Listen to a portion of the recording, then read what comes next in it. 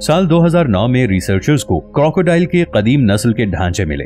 ये फॉसिल्स बहुत बड़े मगरमच्छ के थे, ऐसे मगरमच्छ जो तकरीबन 100 मिलियन साल पहले इस दुनिया में आबाद थे। ये निहायत तेज रफ्तारी से दौड़ सकते थे। जब हमारी जमीन पर डायनासोर आबाद थे, उस वक्त ये मगरमच्छ भी उनके साथ आबाद हुआ करते थे। ये इतने खतरनाक मगरमच्छ थे कि बड़े डायनासोर को भी मारकर उसे खा सकते थे। 1950 से लेकर 1970 तक न्यू जर्सी के लोगों पर एक पुरस्कार आदमी हमलावर होता रहा। ये आदमी अपने चेहरे को पूरी तरह से ढांप के रखता था। रात में लोगों पर हमला करके उन्हें उठाकर जंगल की तरफ ले जाता और वहां जाकर उन्हें जान से मार देता। पुलिस ने बहुत तहकीक की, इसे ढूंढने की बहुत कोशिश की, लेकिन पुलिस नाकाम रही। जर्सी के लोगों ने इस आदमी को द बीस्ट ऑफ जर्सी का नाम दिया। इस आदमी की वजह से सारे आइलैंड में खौफ व हरास फैला हुआ था। इंग्लैंड और फ्रांस के दरमियान ये सबसे बड़ा आइलैंड है। 1950 में इस आइलैंड की आबादी 70,000 के करीब थी। नवंबर 1957 में इस आइलैंड पर बीस्ट का सबसे बड़ा हमला हुआ। वो एक औरत पर हमला करके उसे जंगल में ले गया और उसे कत्ल कर दिया। इस आइलैंड पर 2 साल तक मुसलसल ऐसे ही हमले होते रहे। 1959 में पहली बार बीस्ट का हुलिया दुनिया के सामने आया। दरअसल अगस्त 1959 में बीस्ट ने एक औरत पर हमला किया। जब उस औरत ने अपने बचाव के लिए उस पर जवाबी हमला किया तो वो वहां से भाग गया। उस औरत ने पुलिस को यह बताया कि इस आदमी के जिस्म से एक खास किस्म की बदबू आती है। ये आदमी रेनकोट पहनता है और अपना चेहरा पूरी तरह से ढांप कर रखता है।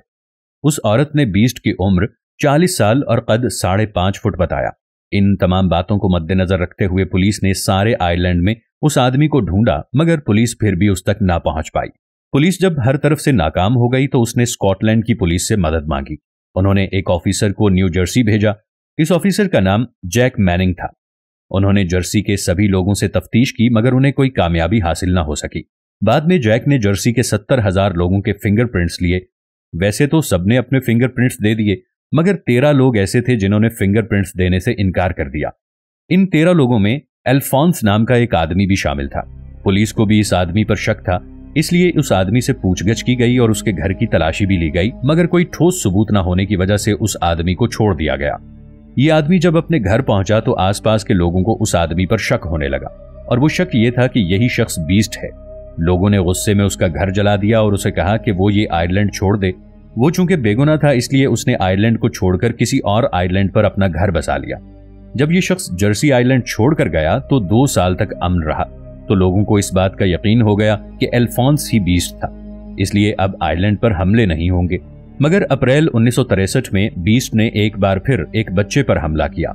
इस हमले के बाद बीस्ट ने पुलिस को एक खत लिखा और खत में उसने पुलिस से कहा कि तुम अपना वक्त बर्बाद कर रहे हो। तुम चाहे जितनी भी कोशिश कर लो, तुम मेरे तक नहीं पहुंच सकते, तुम मुझ तक पहुंच नहीं सकोगे। और साथ ही पुलिस को यह धमकी भी दी कि मैं अब अपने हमले और तेज कर दूंगा। अगर तो मुझे पकड़ना चाहो तो मुझे पकड़ लो, क्योंकि मुझे तुम्हारे साथ खेलने में मजा आ रहा है।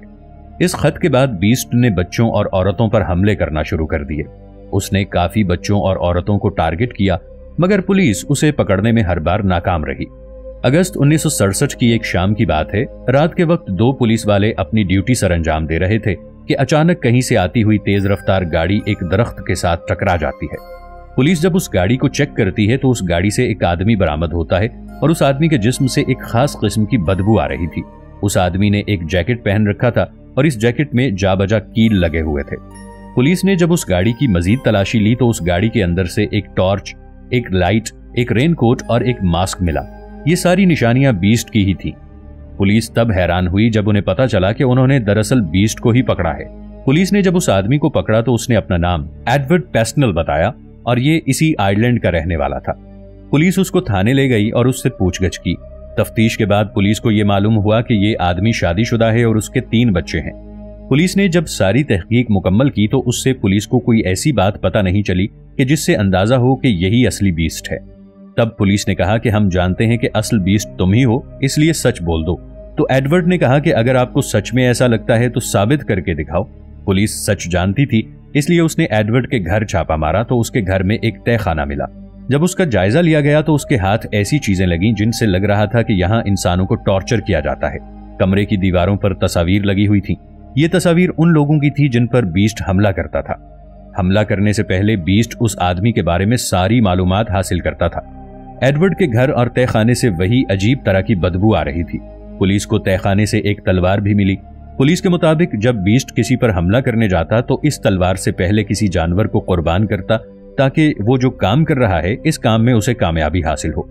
पुलिस इन सभी सबूतों को लेकर एडवर्ड के पास गई। बाद में उस शख्स ने भी अपना जुर्म कबूल कर लिया।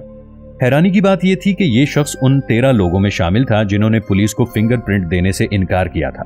अगर पुलिस पहले ही इन 13 लोगों से पूछगछ करके उनकी तहकीक कर लेती तो हो सकता था एडवर्ड उसी वक्त पकड़ा जाता और इस शख्स ने जितने लोगों को अपने जुल्म का बाद में निशाना बनाया, हो सकता है उन लोगों की जान बच जाती।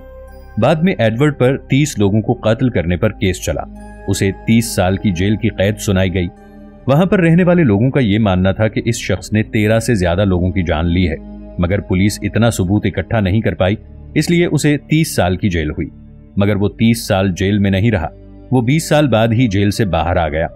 वो जैसे ही जेल से छूटकर जर्सी आइलैंड आया तो वहां के लोगों ने उसे वहां नहीं रहने दिया, तो ये किसी दूसरे आइलैंड चला गया और 1994 में इसकी मौत वाक़ई हो गई। साल 1518 में फ्रांस के शहर स्टेंसबर्ग में एक अजीबोगरीब बीमारी फैल गई। इस बीमारी को डांसिंग प्लेग कहा जाता है। इस बीमारी में मुब्तला लोग तब तक पागलों की तरह नाचते रहते जब तक उनकी मौत न वाक़ई हो जाती। दोस्तों, आप ये सुनकर हैरान रह जाएंगे कि इस बीमारी की वजह से 400 लोग अपनी जान से हाथ धो बैठे। कहा जाता है कि डांसिंग प्लेग की शुरुआत तब हुई जब स्टेंसबर्ग शहर में रहने वाली एक औरत जब अचानक नाचते हुए अपने घर से बाहर आई तो वो काफी देर तक लगातार नाचती रही और उसको देखकर कुछ और लोगों ने भी नाचना शुरू कर दिया।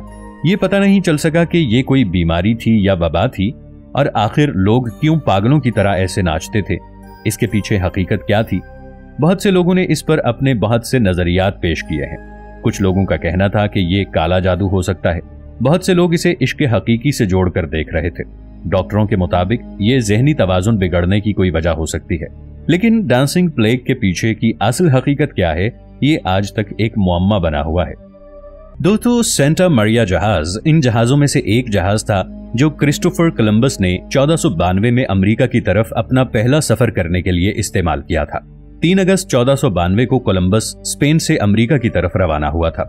सेंटा मरिया जहाज के ऊपर कोलंबस का झंडा लगा हुआ था। बाकी 2 जहाज जो बच गए उनके नाम नीना और पिंटा थे। सेंटा मरिया एक काफी गहरा जहाज था।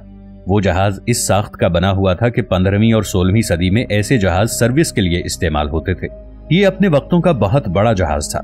इस जहाज की लंबाई 74 फुट थी। 13 अक्टूबर 1492 में कोलंबस और उसका अमला कैरेबियन डिपो पहुंचते हैं और 25 दिसंबर 1492 को वहां से दोबारा अमेरिका की तरफ लौट जाते हैं। उस वक्त सेंटा मरिया जहाज डोमिनिकन रिपब्लिक के पास एक चट्टान से टकरा जाता है। ये जहाज जिस दिन डूबा था इसकी ठीक तारीख कोई नहीं जानता, मगर कहा जाता है कि यह जहाज 2 जनवरी 1493 को डूबा था। इस जहाज को ढूंढते हुए सदियां बीत गई हैं।